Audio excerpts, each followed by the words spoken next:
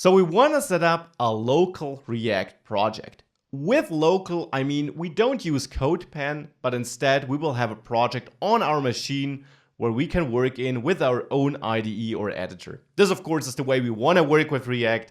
We want to have it on our machine. We have more features available there. It's more convenient than using some web editor. And CodePen, which we used before, or JSBin, which we used in the optional second module, are really more playgrounds than real work environments for real projects. So we will set up a local project, and React is actually more than just importing the two files we imported in CodePen.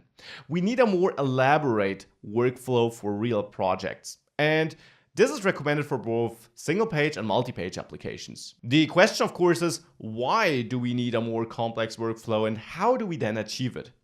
Let me start with the why.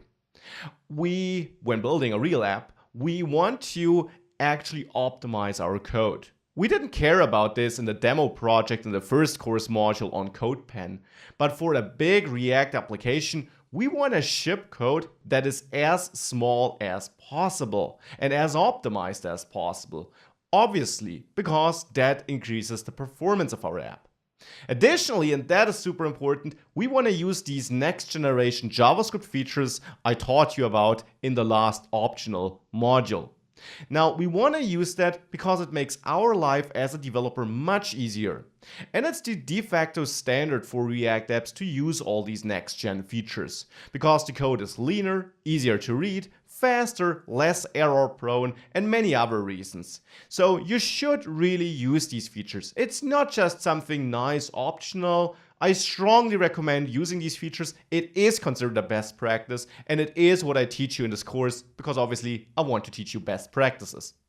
So we want to use next generation JavaScript features to have an easier time to write less error-prone code. And with all that, we need a workflow that supports these features. Even on CodePen, we implicitly did this. Remember that preprocessor dropdown where we switched to Babel? That behind the scenes unlocked a couple of build tools that would parse our code and support JSX, this HTML and JavaScript syntax, for example. So we want to use these next-gen features. Essentially, we want to be able to write ES6 or above code and still ship code in the end that runs on as many browsers as possible. And not that many browsers support all these next-gen features. That is why we need a build workflow that actually compiles these features. Finally, in the end, we want to be more productive. This includes next-generation JavaScript features, which often allow us to write more condensed code. But it also includes things like CSS auto-prefixing. You might know that CSS prefixes are a thing to achieve the broadest possible browser support for CSS features. Now, manually adding these prefixes is quite annoying, so automatically adding them is nice. Or consider linting, so a tool which actually warns you if you are writing suboptimal code. That would be nice to have too. Not strictly required, but a nice feature. And all these things should be part of a build workflow. Now, to implement them there, we need a couple of tools that actually let them run over our code, to either warn us in the case of linting, or to compile the code to code that runs on as many browsers as possible, whilst we, as a developer, are writing very modern code that would, on its own, not run on that many browsers. So that's the why. A couple of reasons why writing this kind of code is desirable and why we need a more complex build workflow that actually allows us to write this code, that actually optimizes the code for us. And for that, the how, of course, is relevant. How do we achieve such a workflow?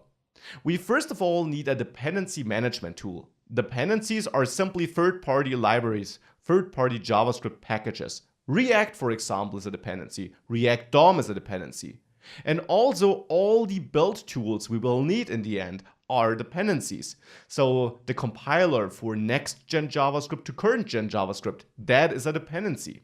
And we will use npm here. Yarn would be another tool you could use, but we will use npm Nodes Package Manager, a tool which just allows us to manage packages and which is the de facto standard for managing dependencies also on front-end projects.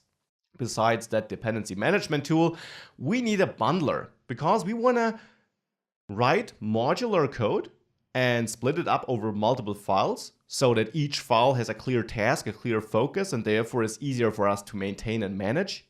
But then we want to make sure that all this code gets bundled into a couple of files in the end when we ship it. Because browsers don't even support split up files, older browsers at least don't do.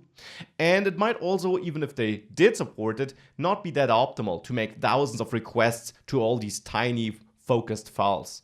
So we want to have that bundler, and we will use Webpack, which is the de facto standard for bundling these days. The cool thing about Webpack is it doesn't just bundle files, it also allows us to apply a couple of other build steps before it does this bundling. For example, the mentioned compilation of next-gen JavaScript.